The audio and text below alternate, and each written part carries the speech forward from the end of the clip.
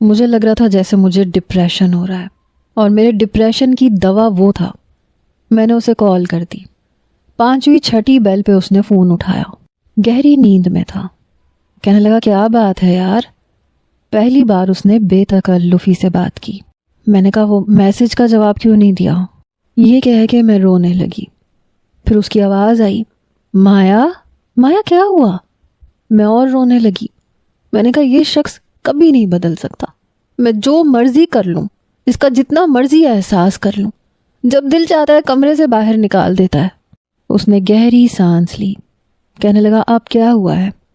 میں نے روتے روتے بتا دیا۔ کہنے لگا اس کا دماغ درست ہو سکتا ہے، لیکن جو میں کہوں گا وہ کرنا ہوگا۔ میں جانتا ہوں تم کبھی بھی مجھے اتنا کلوز نہیں کرو گی کہ میں وہ سب بتا سکوں۔ میں نے کہا نہیں، تم بتاؤ کیا سننا چاہتے ہو؟ کس طرح سے یہ مستقل طور پہ ٹھیک ہو جائے گا؟ وہ کہنے لگا میں سوال کروں گا لیکن مجھے پتہ ہے تم جواب نہیں دو گی۔ میں نے کہا نہیں، تم بتاؤ کیا کہنا چاہتے ہو، پوچھو۔ اس وقت تمہارے علاوہ میرا کوئی نہیں ہے جس سے میں بات کر سکوں۔ پتہ نہیں کیوں لیکن تم میرے بہترین دوست بن چکے ہو، پلیز میری ہیلپ کرو۔ وہ کافی لڑکیوں کی، عورتوں کی ہیلپ کرتا تھا۔ کہنے لگا جو پوچھوں گا بتاؤ گی؟ میں نے کہا ہاں پوچھو، لیکن اس کے سوال نے میرے ہوش اڑا کے رکھ دیے تھے۔ کہنے لگا ہفتے میں کتنی بار جاتی ہو اپنے شوہر کے پاس؟ میرا دل زور زور سے دھڑکا۔ کہنے لگا دیکھا نا، مجھے پتا تھا تم نہیں بتاؤ گی۔ میں نے کہا نہیں، ایسی کوئی بات نہیں ہے، ایسی باتیں کوئی بھی نہیں بتاتا، یہ کیسا سوال ہے؟ کہنے لگا تمہارے اس مسئلے کے لیے یہ سوال بہت ضروری ہے۔ مجھے بہت عجیب لگا، بہت زیادہ عجیب۔ کہنے لگا اچھا چلو اوکے، خدا حافظ۔ تم نہیں چاہتی تمہارا شوہر مستقل تمہارا غلام بن جائے؟ میں نے کہا آپ میرڈ ہیں؟ جس طرح کا سوال اس نے پوچھا تھا میرے ذہن میں تو یہی خیال آنا تھا۔ کہنے لگا نو نیور۔ کہنے لگا میں مرد کی سائیکی کو جانتا ہوں، بتاؤ مجھے۔ میں نے کہا اس کے موڈ پہ ڈیپینڈ کرتا ہے۔ کہنے لگا پھر بھی کچھ تو اندازہ ہوگا۔ میں نے کہا کبھی ہفتے میں 2 بار، کبھی 3 بار، اور کبھی اس کا دل چاہے تو پورا ہفتہ۔ کہنے لگا تو مخصوص ایام میں کیا ہوتا ہے؟ یہ سن کے میرے ہاتھوں میں تری اتری۔ میں نے کہا میں بری طرح سے بوکھلا کے رہ گئی۔ میں نے کہا وہ تب تو پاس نہیں آتا۔ کہنے لگا اچھا یہ بتاؤ ان 7 دنوں کے بعد اس کا ریئیکشن کیسا ہوتا ہے؟ بے صبرا ہوتا ہوگا۔ میں نے کہا میں نے کبھی نوٹ نہیں کیا۔ کہنے لگا اب نوٹ کر کے دیکھنا، سوچو کچھ تو یاد ہوگا۔ وہ تم سے کتنے دن کے بعد پوچھتا ہے؟ مجھے یاد آنے لگا کہ شروع کے 3-4 دن تو وہ آرام سے گزار لیتا تھا، اور پھر پوچھتا تھا کہ یار یہ تمہاری یہ چھٹیاں مجھے بڑی مہنگی پڑ جاتی ہیں۔ میں نے کہا وہ 4 دن کے بعد پوچھتا ہے۔ کہنے لگا ٹھیک، اور اس کے بعد؟ پھر مجھے یاد آنے لگا کہ واقعی اس کے بعد وہ انتظار نہیں کرتا تھا، اور اس کے جنون میں کچھ زیادتی ہو جاتی تھی۔ اس کی اگلی بات نے میرے حواس باختہ کیے۔ کہنے لگا اس رات وہ 2 بار تمہارے قریب آتا ہوگا یا 3 بار۔ ایسا ہی تھا، پتہ نہیں کیوں میرے ماتھے پہ دسمبر کے مہینے میں بھی پسینہ بہنا شروع ہو گیا۔ کہنے لگا بتاؤ ایسا ہی ہے نا؟ مجھے لگ رہا تھا میرے گلے میں بہت سی گرہیں پڑ گئی۔ میں نے کہا ہاں ایسا ہی ہے۔ کہنے لگا اچھا ٹھیک، اب ایسے کرو کہ تم اس کے قریب مت جانا۔ میں نے کہا میں ایک عورت ہو کے کیسے دور رہ سکتی ہوں؟ جب آپ کو اتنی باتوں کی سمجھ ہے تو آپ کو یہ بھی پتہ ہوگا کہ عورت مرد کی طاقت کے سامنے زیر ہو جاتی ہے۔ وہ مجھے زبردستی پکڑ کے کر بھی لے گا تو میں کیا کروں گی؟ جب وہ اتنی کھلی باتیں کر رہا تھا تو پھر میں نے بھی جھجکتے ہوئے اسے یہ بتا دیا۔ کہنے لگا تمہارے والد بھی تو اسی گھر میں رہتے ہیں نا، تم نے بتایا تھا۔ میں نے کہا ہاں۔ کہنے لگا تو نیچے چلی جاؤ، اوپر مت آنا۔ میں نے کہا میرے ابا کیا سوچیں گے؟ وہ کہنے لگا سوچنے دو، کوئی بھی بہانہ بنا دینا، ابھی بھی تم نیچے جاؤ اور نیچے جا کے سو جاؤ، اور جب تک میں نہ کہوں تم نے اس کے قریب نہیں جانا۔ میں نے کہا اچھا ٹھیک ہے۔ میں نے فون بند کیا اور میں نیچے آ گئی۔ ابا اپنے کمرے میں سو رہے تھے۔ یوں تو میرے والد کا گھر کھلا رہتا تھا، لیکن ایک مین دروازہ تھا جسے بند کرنے سے پورا گھر بند ہو جاتا تھا۔ صحن سے ہی سیڑھیاں اوپر جاتی تھیں جہاں اوپر کا پورشن بنا ہوا تھا۔ جب کرایہ دار رہتے تھے تو ابا گھر کا دروازہ بند کر دیتے تھے، جس سے ان کا پورا گھر بند ہو جاتا تھا اور کوئی بھی نہیں آ سکتا تھا۔ لیکن جب سے میں اوپر شفٹ ہوئی تھی ابا دروازہ کھلا رہنے دیتے تھے۔ میں نے وہ دروازہ بند کر دیا۔ اب گھر بالکل بند ہو چکا تھا۔ میں دوسرے کمرے میں جا کے لیٹ گئی۔ وہ کمرہ ابا نے ہم بچیوں کے لیے ہی رکھا ہوا تھا۔ شادی سے پہلے ہم دونوں بہنیں وہیں رہتی تھیں۔ شازی بھی جب بھی آتی تھی تو وہیں رہتی تھی، لیکن وہ بہت کم آتی تھی۔ اب تو ویسے بھی وہ پریگننٹ تھی۔ بہرحال میں سو گئی۔ صبح جب میں اٹھی تو ابا کہنے لگے رات کو یہاں کیوں آ گئی تھی؟ میں نے کہا کچھ نہیں، بس نیند نہیں آ رہی تھی اوپر، اس لیے پھر نیچے آ گئی۔ اپنے کمرے کی یاد ستا رہی تھی۔ کہنے لگے اچھا چلو کوئی بات نہیں۔ میں نے ناشتہ نیچے ہی بنایا۔ سیف نیچے آیا تو ماتھے پہ بل پڑے ہوئے تھے۔ چپ چاپ ناشتہ کر کے چلا گیا۔ میں اوپر گئی، صفائی کی، کھانا وانا بنایا، سارے کام نمٹا کے اس کے آنے سے پہلے میں نیچے آ گئی۔ ابا کھانا کھا رہے تھے، اس کا کھانا میں نیچے لے آئی تھی۔ جب دکان سے آیا تو مجھے دیکھ کے اسے مجبوراً بیٹھنا پڑا۔ ابا کے ساتھ باتیں کرتا رہا، کھانا کھاتا رہا، پھر مجھے اشارہ کرنے لگا کہ اوپر چلو۔ میں نے نظر انداز کیا اور وہیں ڈھیٹوں کی طرح بیٹھی رہی۔ پھر تنگ آ کے وہ چلا گیا۔ 1 دن، 2 دن، 3 دن گزر گئے۔ اس نے میرے نمبر پہ کال کی۔ میں نے کہا کیا ہے؟ کہنے لگا اوپر آؤ، کیا تماشا لگا رکھا ہے تم نے؟ میں نے کہا نہیں، میں نے اوپر نہیں آنا۔ کہنے لگا یہ کیا حماقت ہے، اوپر آؤ۔ میں نے کہا تمہیں تمہارا سارا کام مل رہا ہے نا، کپڑے مل جاتے ہیں جو تم نے پہن کے دکان جانا ہوتا ہے، کھانا بھی مل جاتا ہے۔ کہنے لگا لیکن مجھے تم بھی چاہیے ہو، چلو اوپر آؤ۔ میں نے فون بند کر دیا اور آف کر دیا۔ 8 دن گزر گئے۔ اس کی بے چینی بڑھنے لگی۔ ابا کے سامنے اس نے آج تک کبھی میرا ہاتھ نہیں پکڑا تھا، کبھی ایک پلیٹ میں کھانا بھی نہیں کھایا تھا۔ برا لگتا تھا، لیکن 8 دن بعد اس نے میرا ہاتھ پکڑ لیا۔ کھانے کے دوران میرا ہاتھ اپنے ہاتھ میں پکڑ کے مسلتا رہا۔ میں چھڑوانے کی کوشش کر رہی تھی لیکن چھوڑ نہیں رہا تھا۔ ہاتھ میرا اس نے تب چھوڑا جب میں دسترخوان اٹھانے لگی۔ اس بار تو اس نے ابا کا بھی لحاظ نہیں کیا۔ میں کچن میں برتن دھونے لگی تو کچن میں آ گیا۔ کہنے لگا بہت ہو گیا، سمجھی نا، چلو اوپر چلو۔ میں نے کہا مجھے نہیں جانا اور میں نہیں جاؤں گی، جب تمہارا دل کرتا ہے مجھے کمرے سے نکال دیتے ہو۔ کہنے لگا اچھا ٹھیک ہے، میں اب نہیں نکالوں گا، چلو اوپر آؤ۔ میں نے کہا سیف مجھے نہیں آنا۔ وہ کہنے لگا کہہ تو رہا ہوں نہیں نکالوں گا تمہیں کمرے سے، چلو افرا اوپر چلو۔ وہ پاگل ہو رہا تھا، تڑپ رہا تھا، بڑی بےتابی دکھا رہا تھا۔ میں نے کہا نہیں مجھے نہیں جانا۔ کہنے لگا میں ناراض ہو گیا نا تو بہت پچھتا ہوگی۔ میں نے کہا ہاں ہو جاؤ، مجھے نہیں جانا۔ کہنے لگا ٹھیک ہے۔ بڑے غصے سے پیر پٹکتے ہوئے اوپر گیا۔ میرا دل چاہا کہ اس کے پیچھے چلی جاؤں، بہت ناراض ہو رہا تھا۔ میں نے ارسم کو میسج کیا۔ میں نے کہا وہ کہہ رہا ہے کہ اب کمرے سے نہیں نکالوں گا، میں چلی جاؤں کیا اوپر؟ کہنے لگا بڑی بے صبری لڑکی ہو تم۔ ارے نہیں، ذرا تو اسے معافی مانگنے دو تم سے۔ میں نے کہا وہ نہیں مانتا، بس وہ سینے سے لگا لیتا ہے پھر کہتا ہے سوری، بس ختم ہو گئی بات۔ کہنے لگا وہ ہاتھ جوڑ کے معافی مانگے گا تم سے، تم بس اوپر نہیں جاؤ گی۔ میں نے کہا اچھا ٹھیک ہے۔ اگلے روز وہ نیچے آیا ہی نہیں، کھانا بھی نہیں کھایا۔ مجھے بے چینی سی ہونے لگی۔ میں نے ارسم کو پھر سے میسج کیا۔ میں نے کہا اس نے تو آج کھانا بھی نہیں کھایا۔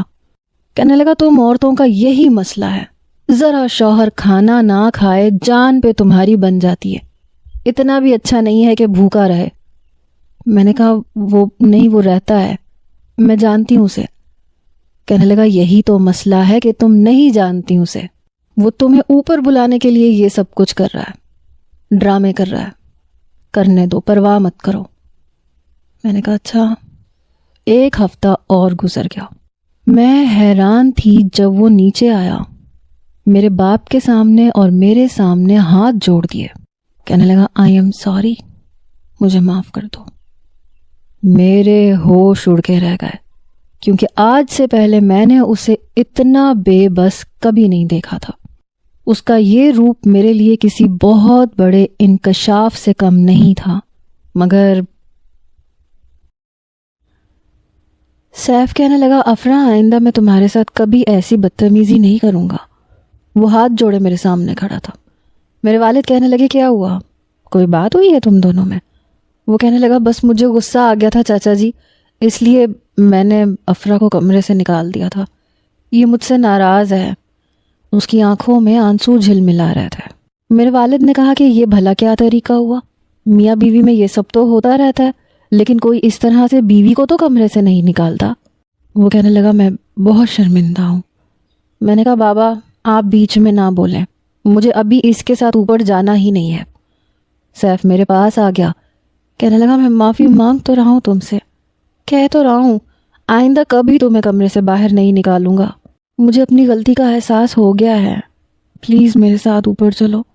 میں نے کہا نہیں مجھے نہیں جانا، جاؤ یہاں سے۔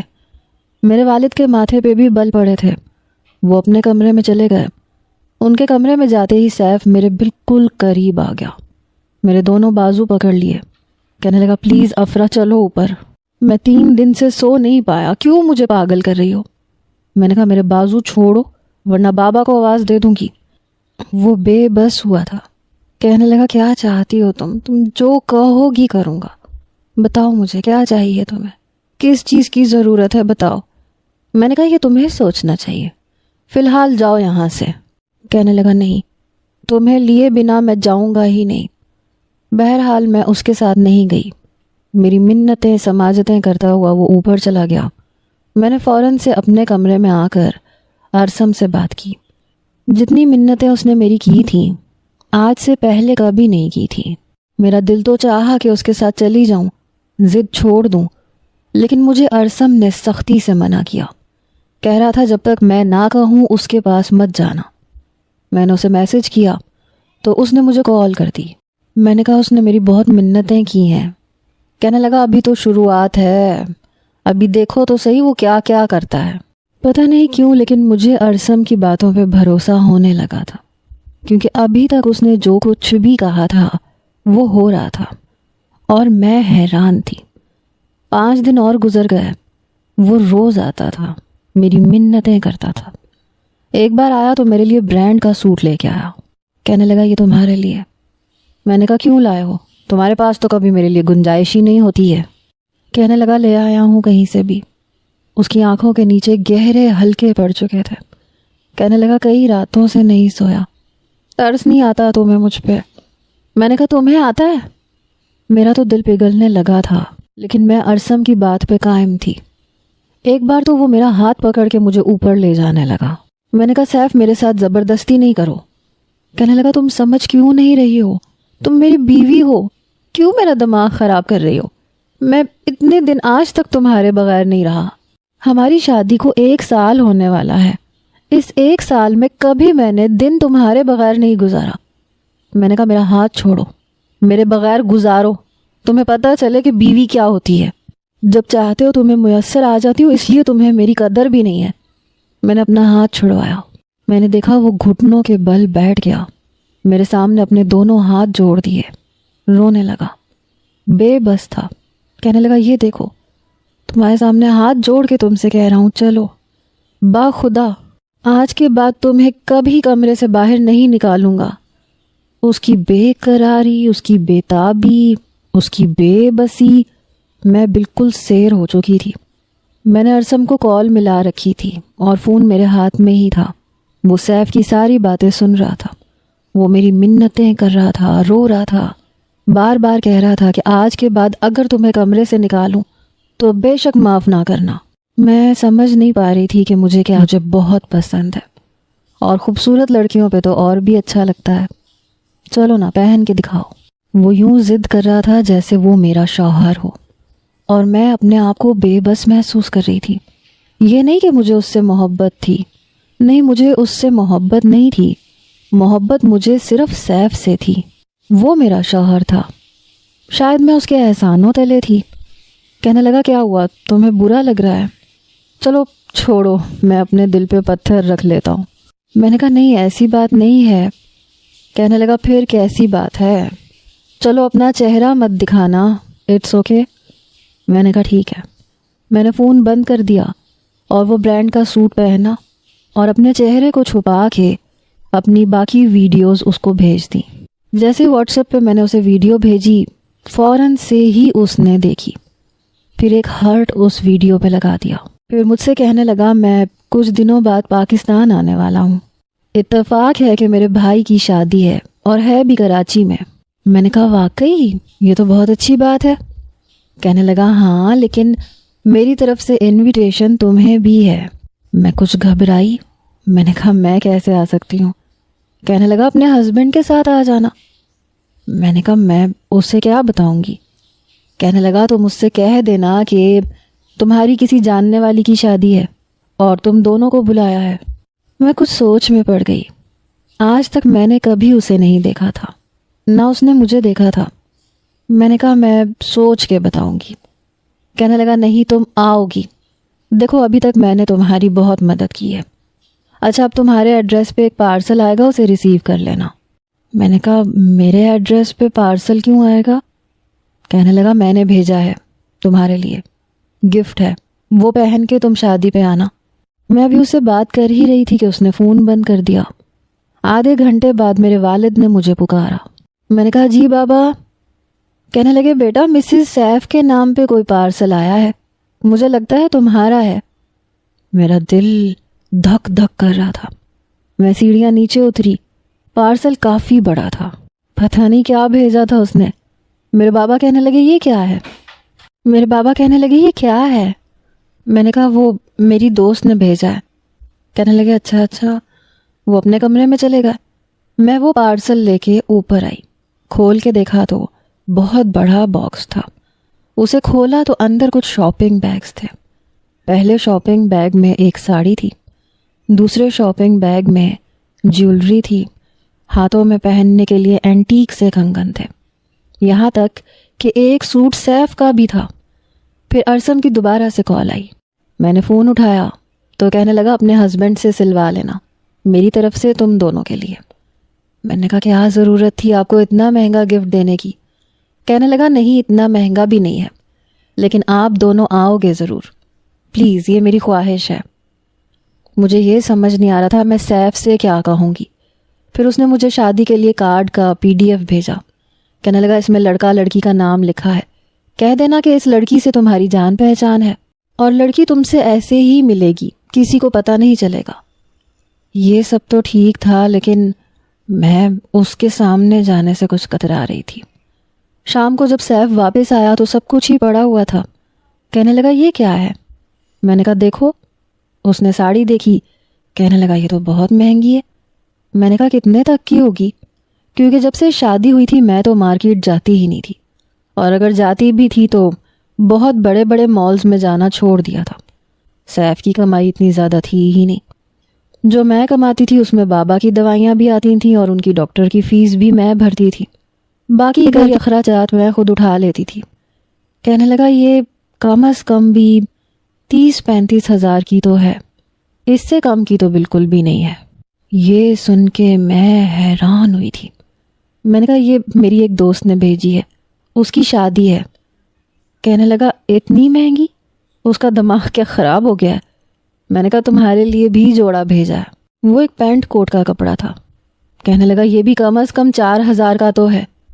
میں نے کہا تم اسے سلائی کر دو گے؟ اس کی شادی پہ میں پہن کے جاؤں گی۔ کہنے لگا ہاں پیاری تو بہت لگو گی، بہت خوبصورت ہے۔ وہ ایک بلیک کلر کی ساڑی تھی، بے حد حسین تھی۔